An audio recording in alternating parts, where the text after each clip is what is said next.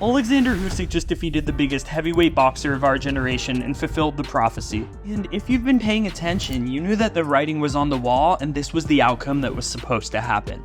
And the sad part is, Tyson Fury has no one to blame but himself. Because unfortunately, Fury was the one that created a narrative that might destroy his legacy forever. But before we analyze the prophecy of the fight, let's first analyze what went down. This was an extremely close fight, with Fury towering over Usyk and dominating him with a reach advantage. But when the cards were against him, Usyk decided to represent for all the short kings. With pure guts and determination, Usyk started to pull off one of the most insane sports comebacks in history. In a pivotal moment during the fight, Usyk scored a standing knockdown against Fury. This dude kept massaging Fury's face with punches until his body went completely autopilot. This guy was being chased while sleepwalking, and Usyk capitalized on this momentum to win a split decision victory. Then at the end of the fight, Fury didn't really turn his brain back on and shouted Happy New Year. Because this 6'9" giant likes to get festive and plan ahead. But Fury believed that this fight was prophesized before he even stepped foot in the ring, and he would make sure the world knew how he really felt. In a moment of somewhat questionable sportsmanship, Fury blamed his failure on the Russia-Ukraine war. Because when in doubt, blame Vladimir Putin. Tyson Fury argued that the judges were biased, and that they wanted to support the Ukrainian during his fight. And whether or not this is true, this heroic narrative was only a small part of the prophecy that was foretold. Usyk, or Mr. Steal Your Girl, just became the undisputed heavyweight champion of the world, something that hasn't happened in decades. And for Usyk, winning these titles have been his purpose on this earth, because Usyk has been training since a child. Meanwhile, Tyson Fury really didn't care about being undisputed. In fact, Tyson Fury agreed to a number of other fights before considering this one.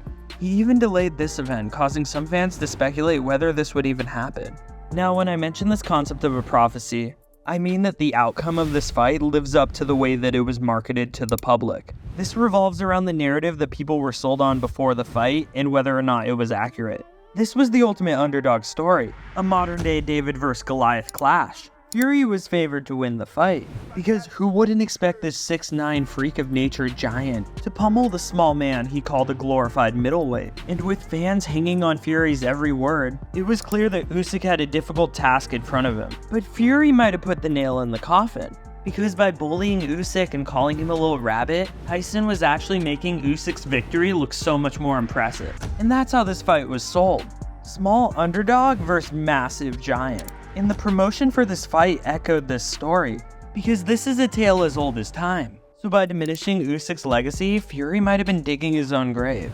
Usyk made a promise to his family and his younger self that he would be the undisputed heavyweight champion of the world. And this is something that he predicted, prophesized, and manifested. As a former cruiserweight who rose up to fight even bigger men, Usyk was living up to his own expectations and the expectations created by the fight's marketing campaign. In the promotional trailer for this fight, Usyk is seen riding in on a horse to challenge Tyson Fury. They're in a weird old western town that then becomes a pirate ship that then becomes anime, but the narrator makes it clear that this is a tale as old as time. And in the final shots of the trailer, it's clear how much smaller Usyk is than Fury. Not to mention how in every press conference, Fury would emphasize how small and weak Usyk was. Fury's mystique as the biggest, toughest guy ended up hurting him when Usyk slayed the giant, because just seeing a big guy beat up a little guy isn't so compelling. Unless we're trying to bring back bullying. The world wanted this to be a competitive match, and that's what Usyk gave them. But to Fury, the outcome of this fight was somewhat controversial. So who really won? Follow the madness.